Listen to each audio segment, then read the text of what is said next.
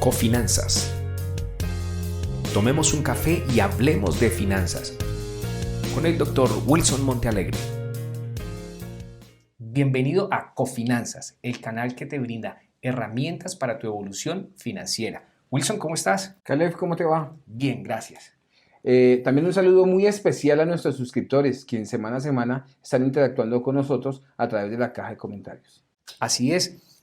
Muchas personas nos han estado escribiendo y nos han estado haciendo muchas preguntas. Hoy vamos a estar hablando acerca de gastos generales, no sin antes responder todas estas preguntas. Claro que sí, Caleb, pero permíteme darle la bienvenida a nuestro nuevo patrocinador, Café San Clemente, quien ha confiado en este proyecto y hace parte ya de nuestra estrategia. Así es, así es. Wilson, primera pregunta. ¿Estamos listos? Totalmente listos, Caleb. Siempre listos. Muy bien. ¿Qué se entiende por gastos de representación y cómo optimizarlos? Los gastos de representación son aquellas salidas de dinero que se utilizan en una empresa, como su nombre indica, para representar la compañía en aquellas negociaciones que son necesarias llevar a cabo y que representan muchísimo dentro de la organización. Me voy a dar un ejemplo.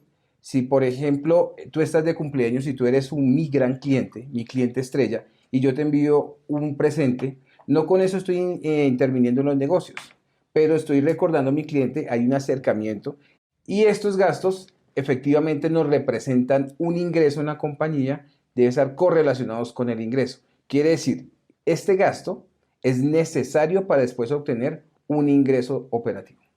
Excelente, muy bien. Pregunta número 2. ¿Los ingresos pasivos afectan las utilidades de una empresa? Claro que sí, recordemos que es un ingreso pasivo, es aquel que no viene relacionado con mi actividad principal o actividad económica. Entonces, ¿qué quiere decir ello? Que todo ingreso que yo obtengo producto de un resultado adicional a mi actividad económica es un ingreso pasivo y ese ingreso pasivo se me transforma en ahorro o inversión. Al tener una inversión y tener una rentabilidad de esta inversión, está incrementando mis utilidades y por ende voy a generar un mejor resultado corporativo. Muy bien. Pregunta número 3. ¿Los gastos por adecuación y mantenimiento se deben cargar al activo? Bueno, muy interesante esa pregunta y agradezco al suscriptor que la hizo, porque hay dos momentos de gastos de adecuación y mantenimiento. Están los gastos naturales, que son, por ejemplo, pintar, que se dañó la llave o el registro de una oficina.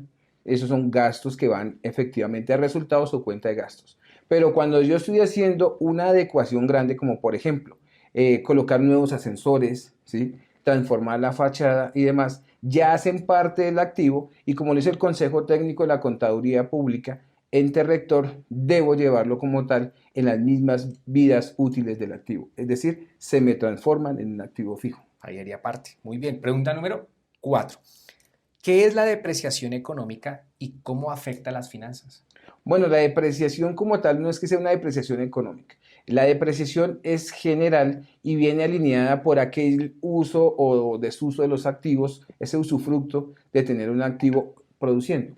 Con base en lo anterior, ese usufructo nos permite a nosotros conocer cuál es el desgaste del activo y llevarlo a la cuenta de resultados. Pero ¿cómo afectan las finanzas? Nos afecta porque las utilidades se ven totalmente, digamos que reducidas por este gasto, pero que al hacer después un estado de flujo de efectivo lo podemos neutralizar. Es decir, afecta dentro del estado de resultados, pero no afecta dentro del flujo de efectivo.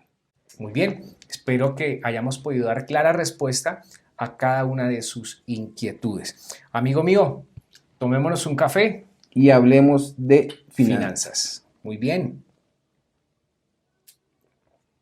Qué buen café, qué buen café. Muy bien, queridos amigos, queremos invitarles a que se suscriban a nuestro canal, que nos compartan su like allí y también que refieran este material a algunos de sus amigos compartiendo. Claro que sí. Permíteme dar una fe de ratas, Caleb. Adelante. En el video anterior yo dije que el 4 por mil fue un impuesto generado bajo la administración de Álvaro Uribe Vélez. Realmente nació en el año 98 con la administración de Andrés Pastrana Arango. Quería dar esta aclaración porque realmente acá nosotros también hacemos la investigación para ustedes. Muy bien. Muchas gracias, Wilson, por Con todo gusto. ese dato tan importante. Muy bien, entremos en materia. Hoy vamos a estar hablando de gastos generales. Así que, como siempre, vamos a tratar de dar la definición más clara posible para nuestros amigos. Bueno, gastos generales, ¿qué son? Son aquellas salidas de dinero que nos representan a nosotros como tal una disminución del flujo del efectivo, pero que nos van a permitir a través del tiempo ser incorporados en el ciclo operativo. No como costo, pero sí se vuelve como una especie de inversión pequeña. Me voy a hacer entender. Ok. Si yo tengo un gasto por un honorario porque le pago a mi revisor fiscal en una empresa, ese gasto por honorario es necesario porque él tiene que hacer las veces y la empresa debe cumplir con los requisitos de carácter legal. Digamos que ese gasto al final del ejercicio lo recojo a través del estado de resultados y se incorpora dentro de los resultados corporativos. Cuando son personas naturales, los gastos generales nos hacen parte de toda aquella salida de dinero y que yo debo controlar presupuestalmente con el objeto de no tener problemas económicos. Muy bien, muy bien. Los gastos además tienen una clasificación. Claro que sí, entre fijos y variables. ¿Qué es un gasto fijo? Es aquel que permanentemente o recurrentemente, si escuchan este término, es un término financiero, recurrencia, debo yo irlo reconociendo mensualmente e irlo pagando. Por ejemplo, el gasto de arrendamiento. Ese es fijo. Ese es fijo. Tú como tal firmas un contrato de arrendamiento a un año y durante esos 12 meses o de esos 12 periodos debo estar pagando mi canon de arrendamiento para dar cumplimiento a un contrato. Ese es un gasto de carácter fijo. Fijo. Un gasto de carácter variable sería, por ejemplo, el gasto de representación que hablábamos al inicio, en el cual no es permanentemente que yo lo tenga que utilizar, pero que en el momento en que se utilice es necesario y debe revertirse como ingreso para la compañía o en el caso de Ok. personas naturales como ahorro dentro del presupuesto. Muy bien. Ahora, cuando hablamos de gastos, y esto hay un tema también particular allí, y es recuperación. Por favor, háblenos de ello. ¿Qué es la recuperación de un gasto? Mucha gente tiene, digamos que la noción de que un gasto no es recuperable, porque realmente el costo es el que digamos, se incluye dentro del proceso operativo. Realmente el gasto sí es recuperable y se recupera al final del ejercicio. ¿Por qué? Porque todos los gastos tienen que quedar en efecto cero para conocer el resultado operativo en una compañía. Y en una persona natural, el Ok. gasto es recuperable cuando yo lo optimizo y logro incorporarlo al servicio que yo preste. Voy a dar el ejemplo.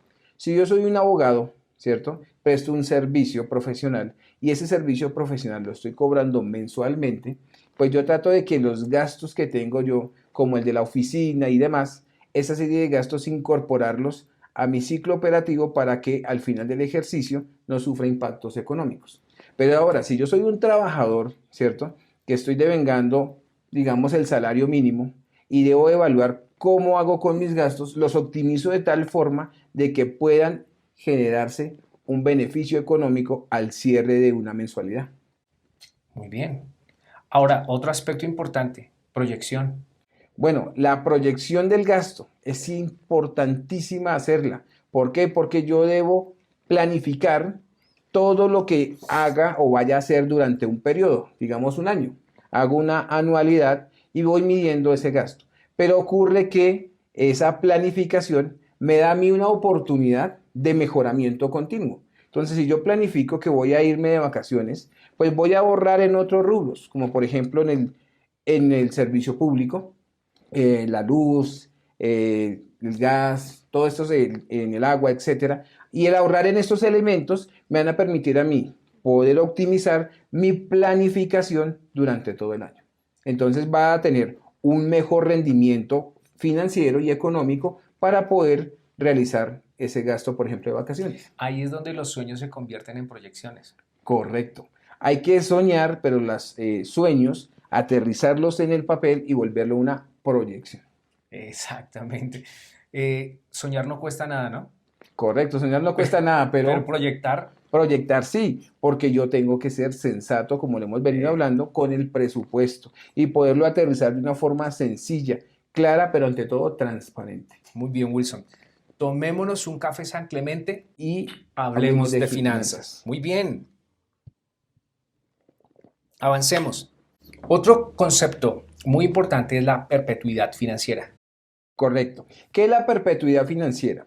Es un término que utilizamos para cuando debo yo proyectar más allá de lo evidente de que es un periodo de 5 años. Los 5 años yo los puedo proyectar, Caleb, porque el Banco de la República me da variables macroeconómicas como por ejemplo la proyección del IPC, la proyección del dólar, etcétera, ¿cierto? Pero más allá de 5 años el Banco de la República no se compromete, el DANE no se compromete. ¿Qué tiene que hacer nuestro experto financiero?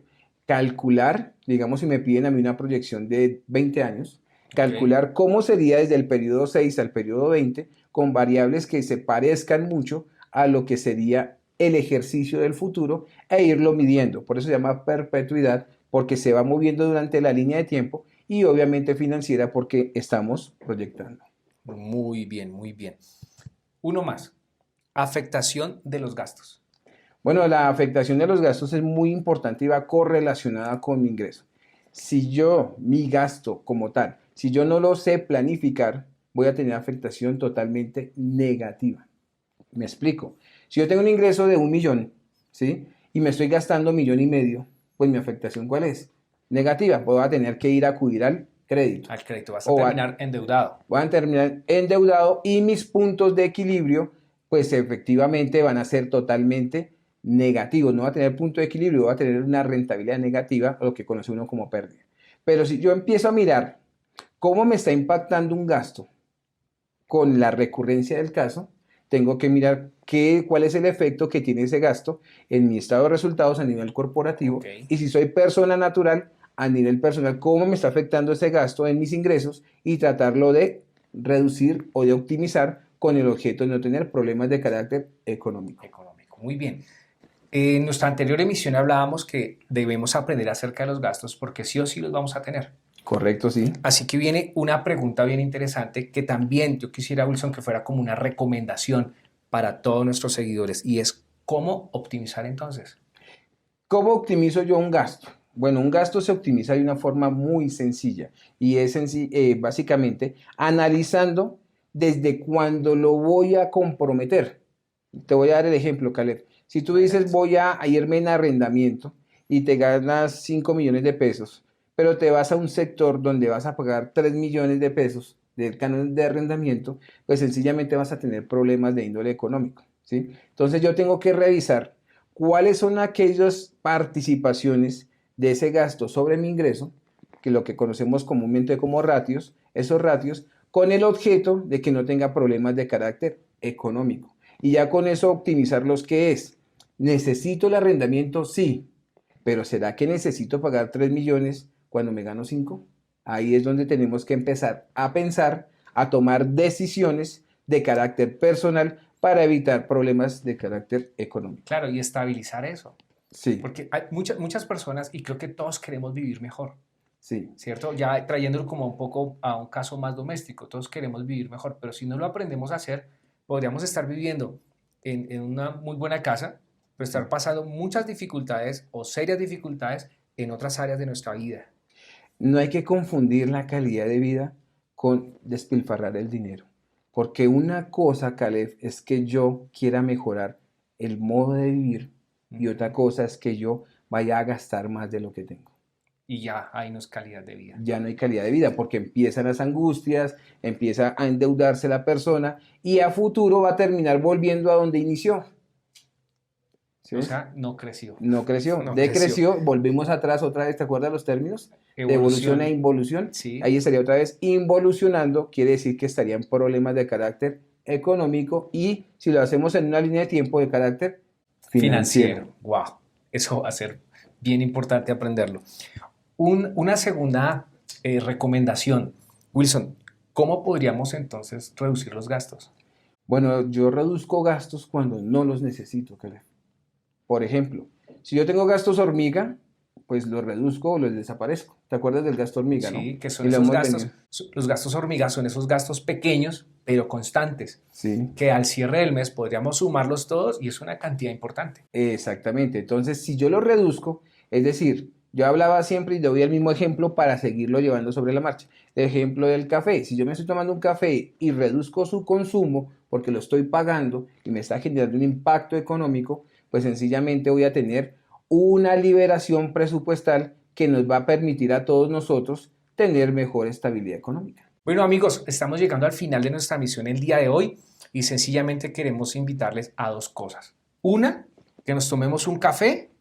Y hablemos de finanzas. Así es. Y la segunda, a que ustedes, por favor, se suscriban a nuestro canal, nos den ese like y compartan este material con otras personas. Además, activen su campanita allí para estarles notificando cada vez que tenemos un nuevo contenido. Y nuevamente le damos la bienvenida a nuestro nuevo patrocinador, Café San Clemente, y queremos darle un abrazo a la distancia a nuestro gran aliado Guillo Arango y su canal de deportes, con quien hemos venido trabajando mancomunadamente para el crecimiento de las partes. Así es, Wilson. Gracias por compartir todo este conocimiento con nosotros.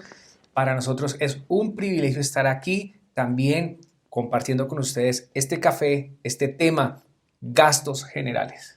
Y a los suscriptores que están en el exterior, yo le prometí a unas personas que vamos a hablar dentro de poco de todo lo que sería la economía latinoamericana.